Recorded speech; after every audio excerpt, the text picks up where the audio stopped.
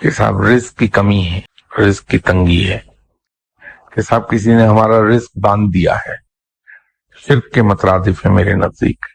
کہ ہم اگر یہ سمجھتے ہیں کہ رازق خدا ہے اور جو وہ ہے وجہ طور پہ سمجھتے ہیں ہم ہے، اور رب قادر مطلق ہے، سب سے زیادہ پاورفل ہے، تو اتنی طاقتور ہستی اگر وہ مجھے رزق دینا چاہے تو کس کی مجال ہے کہ اس رزق کو روک سکے.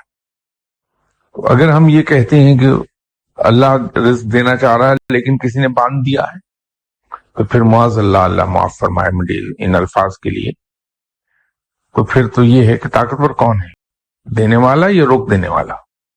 تو اس لیے میں کہتا ہوں کہ وہ شرک مترادف ہے میرے نزدیک.